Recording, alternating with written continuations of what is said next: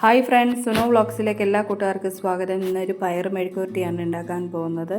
Mixed പയർ മെഴുക്കുവരട്ടി. അതെങ്ങനെ ഉണ്ടാക്കാൻ നോക്കാം. വായോ വീഡിയോയിലേക്ക്. അതിനാവശ്യമായിട്ട് ഞാൻ കുറച്ച് നീളമുള്ള പയർ, അമരപ്പയർ, പച്ചമുളക് എടുത്ത് വെച്ചിട്ടുണ്ട്.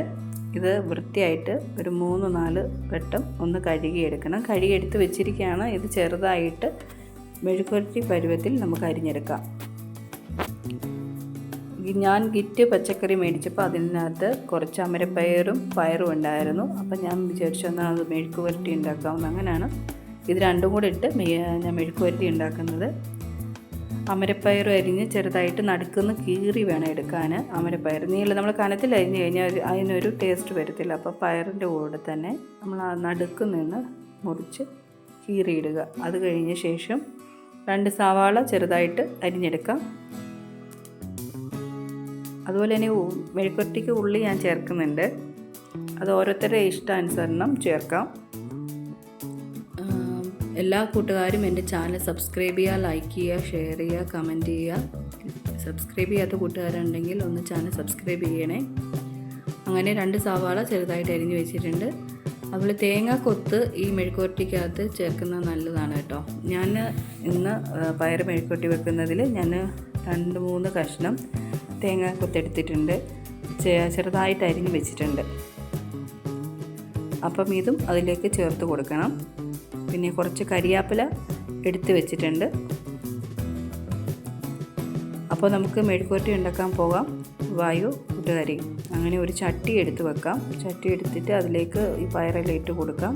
പച്ചമുളകും ചെറുതായിട്ട് അരിഞ്ഞിട്ടിട്ടുണ്ട്. ഇതിലേക്ക് അരിഞ്ഞ് വെച്ചിരിക്കുന്ന സവാള അരിഞ്ഞത് ഇട്ട് കൊടുക്കാം. സവാള 2 എണ്ണമാണ് എടുത്തത്. 2 എണ്ണവും അരിഞ്ഞതിട്ട് കൊടുക്കാം. അതിന് ശേഷം നമുക്ക് അതിലേക്ക് അരിഞ്ഞ് വെച്ചിരിക്കുന്ന തേങ്ങാക്കൊത്തോട് ചേർത്ത് കൊടുക്കാം. തേങ്ങാക്കൊത്തിട്ട് കൊടുത്തു. തേങ്ങാക്കൊത്തിട്ട് കൊടുത്ത ശേഷം കുറച്ച് വെള്ളം ഒഴിച്ച് കൊടുക്കണം. അത് വേകാനുള്ള വെള്ളം ഒഴിച്ച് കൊടുക്കാം. കുറച്ച് വെള്ളം ഒഴിച്ച് കൊടുത്തു. അതിന് ശേഷം കരിയാപ്പില ഇട്ട് കൊടുത്തു.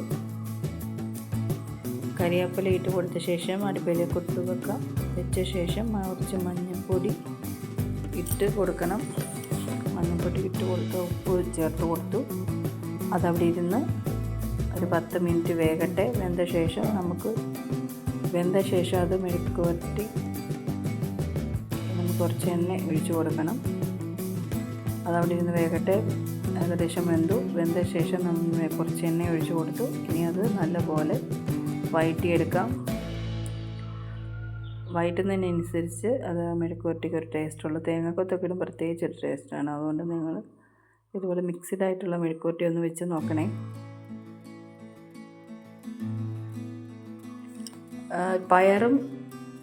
പയറിൻ്റെ കൂടെ അമരപ്പയറിട്ട് മെഴുക്ക് വരട്ടി ഉണ്ടാക്കുക. അതുപോലെ ബീൻസിൻ്റെ കൂടെ അമരപ്പയർ ഇടാം.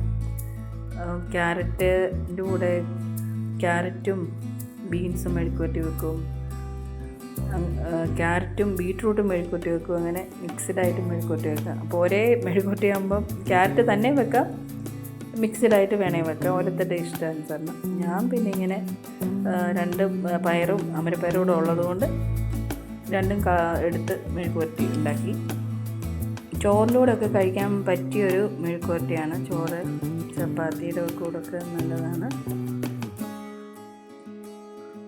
ചാനൽ സബ്സ്ക്രൈബ് ചെയ്യാത്ത കൂട്ടുകാരുണ്ടെങ്കിൽ ചാനൽ സബ്സ്ക്രൈബ് ചെയ്യുക, ലൈക്ക് ചെയ്യുക, ഷെയർ ചെയ്യുക, കമൻറ്റ് ചെയ്യുക.